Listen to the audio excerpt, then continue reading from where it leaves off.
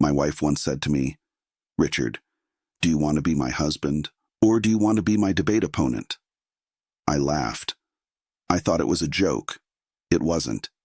She was warning me. She was telling me that our marriage was becoming a courtroom, not a partnership. But I didn't listen. I kept arguing. I kept correcting. I kept proving I was right for 30 years. And then she left. I'm 74 years old. My name is Richard. And that one sentence haunts me every single day because she gave me a choice and I made the wrong one. This isn't a story about how my wife was perfect and I was terrible. This is a story about a pattern that destroys marriages, a pattern I didn't even see until it was too late. If you're watching this, there's a good chance you or someone you love does the same thing I did. And I'm here to tell you, stop before you end up like me, alone in a house built for two. My wife once said to me, "Richard, do you want to be my husband, or do you want to be my debate opponent?" I laughed. I thought it was a joke. It wasn't. She was warning me. She was telling me that our marriage was becoming a courtroom, not a partnership. But I didn't listen. I kept arguing. I kept correcting. I kept proving I was right for 30 years. And then she left. I'm 74 years old. My name is Richard. And that one sentence haunts me every single day because she gave me a choice and I made the wrong one. This isn't a story about how my wife was perfect and I was terrible. This is a story about a pattern that destroys marriages, a pattern I didn't even see until it was too late. If you're watching this, there's a good chance you or someone you love does the same thing I did. And I'm here to tell you, stop before you end up like me, alone in a house built for two. I met Margaret in the summer of 1975. I was 25 years old, fresh out of law school, convinced I knew everything. She was a nurse, kind and patient, with a smile that could stop traffic. Our first date was a disaster in the best way. I took her to dinner and spent the entire evening explaining why the restaurant had made a mistake with the wine selection. She just smiled and said, "You really like being right, don't you?" I said, "No, I just am right." She laughed. I should have paid attention to that moment. But here's the thing. Margaret loved me anyway. She saw past my arrogance and saw something worth loving. She was patient with me in a way I never deserved. And for the first few years, it worked. She would let me explain things. She would listen to my corrections. She called me her walking encyclopedia. I thought it was a compliment. I didn't realize she was already adapting to me instead of me learning to adapt to her. The problem with needing to be right is that it starts small. So small, you don't even notice it. It started with directions. Margaret would suggest one route, I would insist on another. Even when her route was faster, I would find a reason why mine was technically better. Yes, but my way has less traffic lights. It didn't matter. I just couldn't let her be right. Then it was facts. She would tell a story at dinner parties, and I would interrupt to correct small details.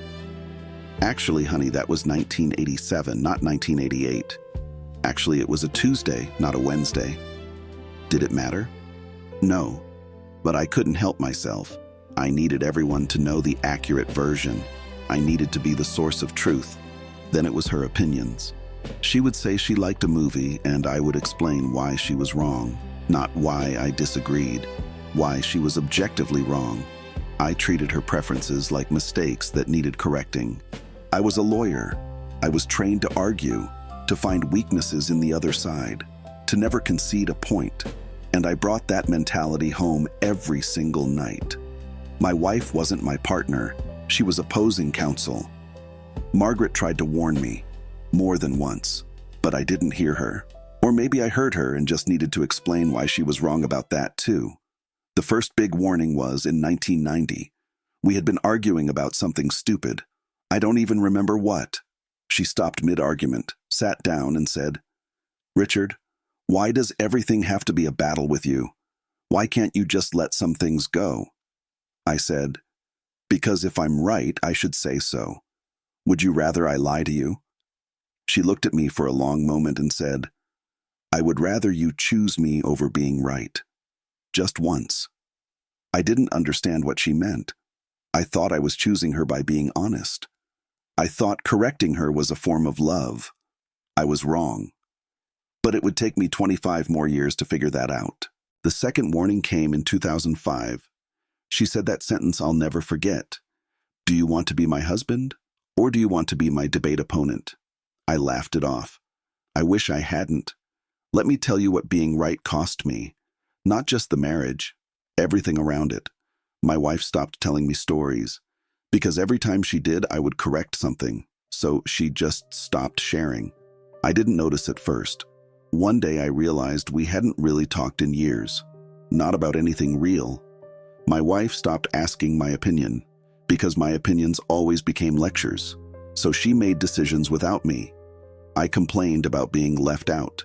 I didn't see that I had pushed her out first. My wife stopped fighting. I thought that meant I was winning. It actually meant she had given up. She didn't have the energy anymore. Every argument she would just say, "You're right, Richard. You're always right." I thought that was victory. It was surrender. And surrender isn't love. Margaret left on a Tuesday. After 30 years of marriage, no screaming, no drama, just a suitcase by the door and a conversation I replay in my mind every day. She said, "Richard, I'm not angry. I'm not even sad anymore. I'm just tired. Tired of being wrong. Tired of being corrected. Tired of feeling like I'm on trial in my own home." I started to argue. Can you believe that? Even in that moment, my instinct was to argue. She held up her hand and stopped me.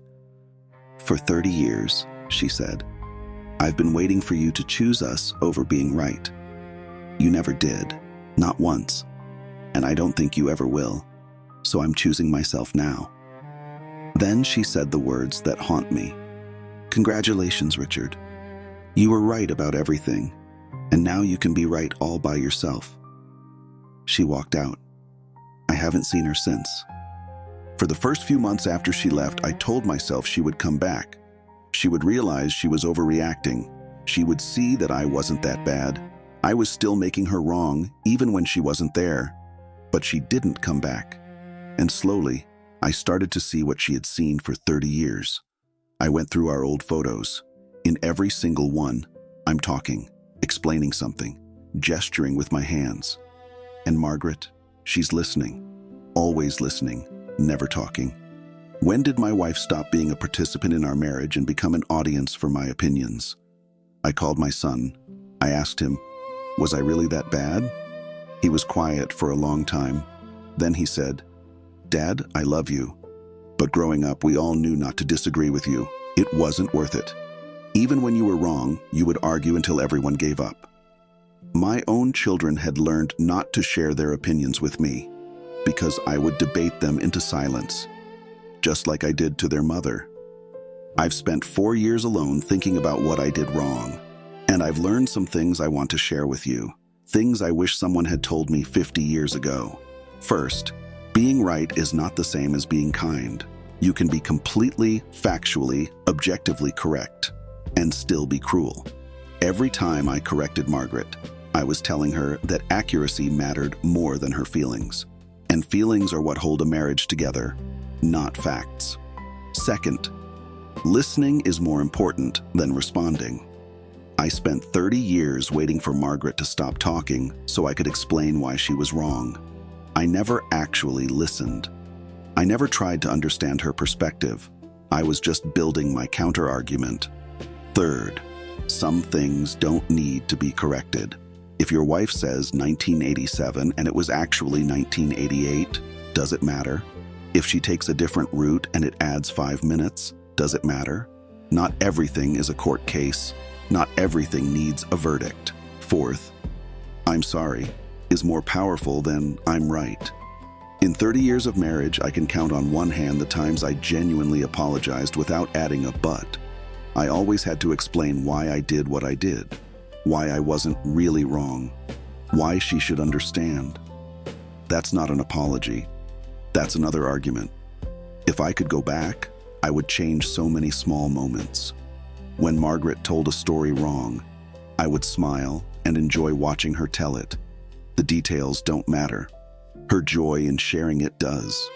When she suggested a different route, I would say okay and trust her, even if my way was technically better. Because better doesn't mean anything if it costs you peace. When she had an opinion I disagreed with, I would say, "That's interesting, tell me more." Instead of, "Actually, here's why you're wrong." I would ask questions instead of giving answers. I would choose her feelings over my facts. I would remember that marriage is not a competition. It's a partnership. And in a partnership, when one person wins and the other loses, both people lose. If you're watching this, I want you to ask yourself something. When was the last time you let someone you love be wrong about something that didn't matter?